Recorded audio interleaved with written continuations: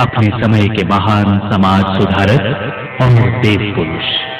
अपनी वाणी एवं चमत्कारिक कार्यों से असंख्य लोगों को प्रभावित करने वाले, प्रचलित पाखंडों, आडंबरों एवं कुसंस्कारों पर सीधा प्रहार करने वाले और समाज में मानव मूल्यों की स्थापना करते हुए सच्चाई, ईमानदारी, सहिष्णुता, सादगी एवं कर्मशीलता पर बल देने वाले परम पूज्य गुरु जांबू जी इस माटी में जन्म लेने वाले ऐसे महापुरुष हैं जिनका जन्म ही अपने आप में एक मंगलकारी वरदान है। विष्णु पंथ की प्रचलित मान्यता है कि जब नारायण ने नरसिंह अवतार लेकर भक्त प्रहलाद की रक्षा की थी, उस समय प्रहलाद ने भगवान से एक वर मांगा था कि वे युग युग में जीवों के उद्धार के लिए अवतार लें। भगवान ने भक्त को वचन दिया और भगवान विष्णु के दशावतार के पश्चात कलयुग में वे जांबू जी के रूप में अवतरित हुए। विष्णु पंथ के साहित्य और उनसे जुड़े स्थलों में अनेक बार ये कथा वर्णित होती है। राजस्थान की मरुधरा पर जिस समय गुरु जांबू जी का जन्म हुआ, उस समय दिल्ली के सिंहासन पर लोधी वंश का अधिकार था। राजस्थान के नागौर शहर से लगभग 16 कोस उत्तर में ऊंचे ऊंचे धोरों के बीच बसा हुआ है छोटा सा गांव पीपासर, जहां बसा करते थे क्षत्रिय कुल के पवन वंशी रोलो जी और उनके ज्येष्ठ पुत्र थे लोहट जी और पुत्रवधु थी हांसा जी। दोनों का दाम्पत्य जीवन नंद और यशोदा के समान था। धन धान्य से संपन्न उच्च व्यक्तित्व के धनी लोहट जी जहां स्वभाव से सरल, सत्यवादी और ईश्वर के प्रति पूर्ण निष्ठावान थे, वहीं हांसा जी रूप तथा शील जैसे गुण की आगार थी। कई बरस बीत जाने के पश्चात भी संतान लाभ न हुआ और इसी दुख के कारण वे अधिकांश समय एकांत में व्यतीत करते थे। एक बार पीपासर के पास अकाल होने पर लोहट जी अपना गोधन छात्र की ओर ले गए। वहां किसी ने निपुत्रा होने के कारण उनके दर्शनों को किसी शुभ कार्य में अपशकुन समझा। जब लोहट जी को इस बात का पता चला तो वे बड़े व्यथित हुए और गोधन का सारा भार अपने नौकरों पर छोड़कर लोहट जी पुत्र प्राप्ति के लिए वन में जाकर तपस्या में लीन हो गए।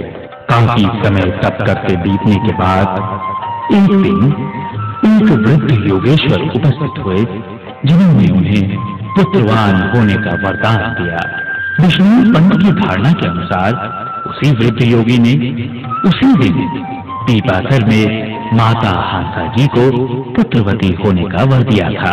विक्रम संवत सन 1508 भाद्रपद कृष्णाष्टमी सोमवार की आधी रात को श्री जांबू जी महाराज का अवतार हुआ। जांबू जी के जन्म का शुभ समाचार लोहट जी को तब प्राप्त हुआ जब वे ब्रह्म मुहूर्त में अपने ठाकुर द्वारे में परमेश्वर का ध्यान कर रहे थे। पुत्र जन्म का शुभ समाचार सुनकर लोहट जी के आनंद का कोई पार नहीं रहा। जांबू जी जन्म से ही अद्भुत चरित्र थे। मान्यता है कि उन्होंने जन्म घुट्टी नहीं ली और ना ही स्तनपान किया। कभी वे जच्चा ग्रह से अदृश्य होकर पुनः प्रकट हो गए तो कभी वे अपने शरीर को इतना बोझिल बना लेते कि कोई उन्हें उठा नहीं पाता। कर्णछेदन के संस्कार के समय उनके कानों में बाली और धागे ठहरते ही नहीं थे। वे बाल्यकाल से अवधूत थे। कपड़े और आभूषण पहनना उन्हें पसंद नहीं था। जन्म से ही वे योगी प्रवृत्ति के थे। जब वे गाय चराने जाते थे, अनेकों बार रात्रि को जंगल में ठहर जाते थे। सांभलों का धोरा और सम्राथल धोरा उनके प्रिय स्थान थे। कई बार वे घर से बाहर निर्जन व गुप्त स्थानों में चले जाते थे। लेकिन जाम्बोजी की माता ने उनका विवाह करना चाहा, किंतु उन्हें ये स्वीकार नहीं था। उनका जीवन मार्ग ही भिन्न था। वो परमार्थ का मार्ग था जिसके वे पथिक थे। आजन्म ब्रह्मचारी रहकर परमार्थ मार्ग को प्रशस्त करने वाले जाम्बोजी भोग त्याग से रहित, मेरी मंडप, कोट, घर और माया से रहित वृक्षों के नीचे विश्राम करने वाले परमहंस वृत्ति के थे। उनके जीवन के लगभग 7 वर्ष बाल लीला में व्यतीत हुए और बाद के 27 वर्ष तक उन्होंने गोचारण किया। गोधन और अन्य पशु उनकी आज्ञा से चलते थे। जाम्बोजी के संबंध में यह प्रसिद्ध है कि वे जितने पशुओं को कुएं पर पानी पीने की आज्ञा देते थे, उतने ही पशु खेली में पानी पीने को आते थे। जाम्बोजी ने विक्रम संवत सन 1542 ज्येष्ठ कृष्णा नम के दिन भगवा वेश धारण किया और 34 वर्ष की अवस्था में पूर्ण रूप से घर बार त्याग कर अपने ग्राम पीपासर से 4 कोस उत्तर में स्थित सम्राथल धोरे पर जा विराजे तथा अपना ज्ञान लोगों को बांटने लगे। लोक कल्याण की भावना से ओतप्रोत होकर ही जाम्बोजी आदि आसन सम्राथल पर आसनस्थ हुए। उनकी भावनाओं में जो धर्म स्थापना का स्वप्न था, उसको वे मूर्त रूप देना चाहते थे। इसी मकसद से विक्रम संवत सन 1542 कार्तिक कृष्ण अष्टमी की रोज गुरु जाम्बोजी ने विष्णुई पंथ की स्थापना अपने आदि आसन सम्राथल धोरे पर की। इस विशाल समारोह में केवल जाम्बोजी के श्रद्धालु अनुयायी ही नहीं, राजा महाराजा भी आए थे। उन्होंने सबसे पहले पंथ स्थापना के प्रतीक रूप में कलश की स्थापना की और दीक्षार्थियों को उसके समीप बैठाकर मंत्र का जाप करवाया। ताही समय कलश इक आए, वस्त्र ढांप सतत मंत्र जपे। कलश स्थापन एवं यज्ञ के पश्चात जाम्बोजी ने जल को अभिमंत्रित कर पाहल बनाया और इसी पवित्र जल पाहल को पिलाकर अपने शिष्यों का और जन समुदाय को विष्णुई पंथ में दीक्षित किया। जाम्बोजी ने सर्वप्रथम अपने चाचा पुलोजी को पाहल पिलाकर विष्णुई पंथ में दीक्षित किया। विष्णु शब्द विष्णु स्नेही शब्द से बना है, ऐसा कुछ लोगों का मत है। वहीं कुछ लोगों की राय है कि वैश्वानर यानी अग्नि के पूजक होने के कारण ये लोग विष्णुई कहलाए। पाहल लेकर विष्णुई बनने के पश्चात पूर्व जाति वर्ण का तिरोधान हो जाता है और वो पंथ के 29 नियमों का पालन करता है। गुरु जाम्बोजी के शिष्यों में स्त्री पुरुष साधु सन्यासी सहित राजा महाराजा भी शामिल थे। राव जोधाजी तो जाम्बोजी के दर्शनार्थ स्वयं सम्राथल धोरे पर पधारे थे। राव जोधाजी के प्रार्थना के स्वरूप में जाम्बोजी ने अपने सुयोग्य शिष्य को नगाड़ा निशान देकर जोधाजी के साथ भेजा था। बीकानेर राज्य के संस्थापक राव बीकाजी भी कई बार चांडासर व बीकानेर से जाम्बोजी के दर्शनार्थ सम्राथल पर आए थे।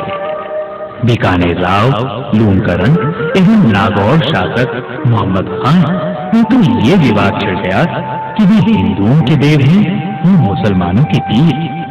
मेरते के राव दूदा भी गुरु जाम्बोजी से बेहद प्रभावित थे। जाम्बोजी ने अपने शिष्यों के साथ सर्वप्रथम मारवाड़ प्रदेश की यात्रा की और वे जिन जिन गांवों और सूबों से गुजरे, जिसमें अधिकतर जोधपुर, बीकानेर और जैसलमेर के हिस्से हैं, आज विष्णुई संप्रदाय के लिए परम आस्था के केंद्र हैं। महापुरुष जिन स्थानों पर अपने पावन चरण रखते हैं, वे तीर्थ अपने आप में पवित्र हो जाते हैं और उनका गौरव धराधाम के रूप में आका जाता है। ऐसे धाम भारतीय संस्कृति में नैतिक प्रेरणा के प्रतीक माने जाते हैं। विष्णुई पंथ में भी अपना तीर्थ धाम अथवा गुरुद्वारों का महत्वपूर्ण स्थान है। वे मानव मिलन की सहज भूमिका का निर्वाह करते हैं, जैसा कि तीर्थ धाम रचा जुगमेड़ा की उक्ति है।